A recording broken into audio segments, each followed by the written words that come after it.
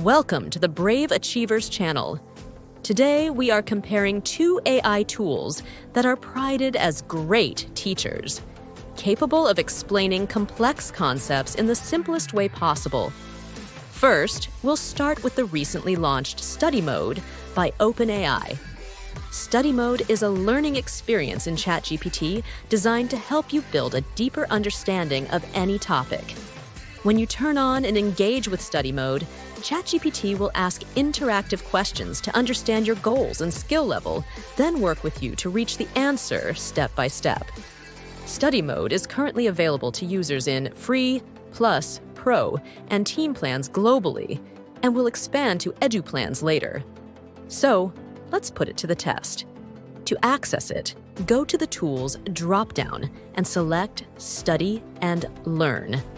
We'll ask, I just got into the field of product design, so I'm a total noob here. Could you explain what affordance means in design? Okay, great. We get a simple definition of affordance, a design term that demonstrates what actions a user can take with an object, just by looking at it. With examples, a door handle, it affords pulling, and a metal plate on a door, it affords pushing. Makes sense. No Norman doors here. And we've got a quick test. Which of these things afford clicking or tapping? Let's go with the blue underlined word. Now it explains the reasoning behind the answer. Both the blue underlined word and the button with a drop shadow are good affordances. And it also provides a quick tip to remember affordances. Seems like a pretty great tutor. It doesn't seem to be much different from the basic chat with ChatGPT, except for the test it gave. We'll rate its tutorials a solid 8.5 out of 10.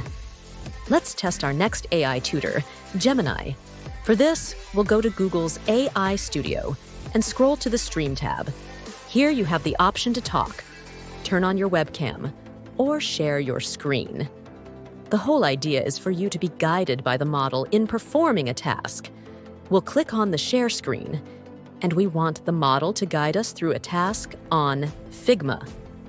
Obviously, this is a different kind of tutorial than Study Mode, so let's ask the model to teach us how to add a hover effect to a button such that it changes color when a mouse hovers over it.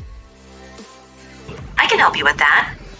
First, select the button that you want to add the hover effect to.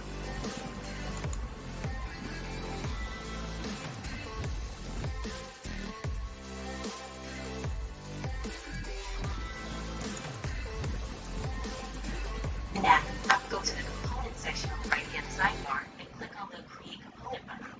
It looks like a four-squared icon. Next, it says to go to the Components bar and describes it. Cool.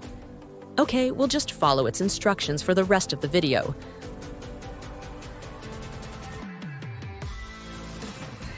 Great! Now, look for the Variant section in the same sidebar and click on the plus icon next to it. This will create a new variant for the button.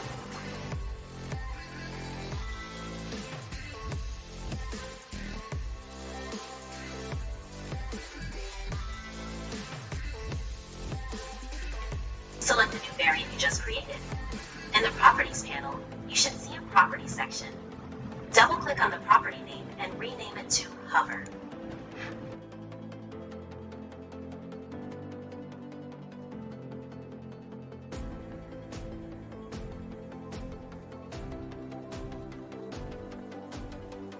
One thing we did notice is Gemini often takes its sweet time to respond, like it's still thinking. There's this constant back and forth of now what? Like, what's the point of screen sharing if it's not actually tracking your actions? Sometimes it follows along, other times it doesn't. Now, select the Hover variant again. Go to the Fill section in the Properties panel and change the background color of the button to the color you want to appear when the mouse hovers over it.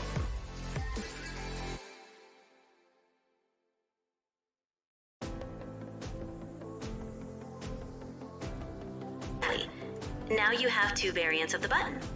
The next step is to set up the hover interaction.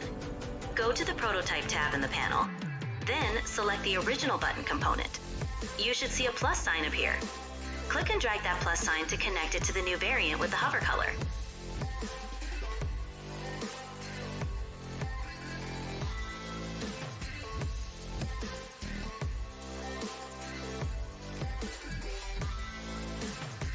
a menu should appear. In the interaction type dropdown, select while hovering. Then, in the animation section, you can choose Smart Animate for a smooth transition.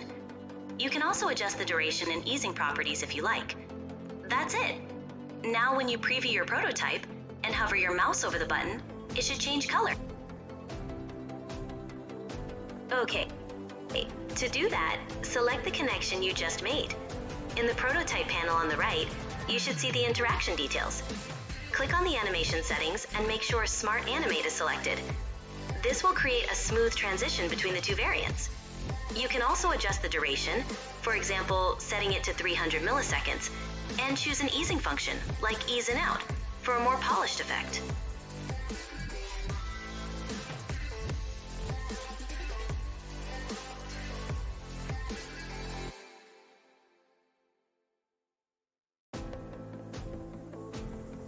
Now you can preview your prototype to see the hover animation.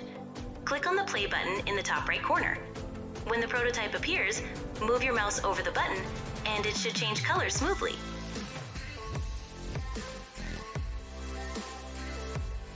Finally, we've got our hover button.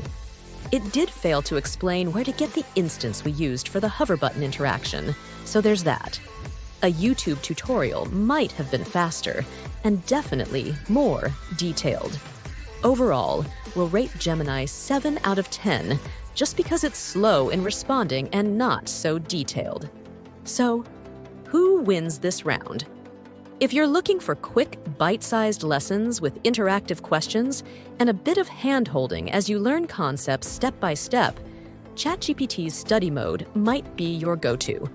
It's fast, responsive, and feels like you're being tutored by a patient teacher who throws in a mini quiz just to make sure you got it. On the other hand, Gemini's more like a co-pilot guiding you through real-time tasks. It's got potential, especially with the screen sharing feature, but it still needs some work. Response time is slow, and it doesn't always track what you're doing on screen. For practical, in-the-moment help, it's a good idea, but the execution isn't quite there yet. So, in this head-to-head, ChatGPT's Study Mode wins this round for clarity, responsiveness, and ease of use. Let us know in the comments. Have you tried either of these? Which AI do you think teaches better? Don't forget to like, subscribe, and hit the notification bell so you don't miss out on our videos.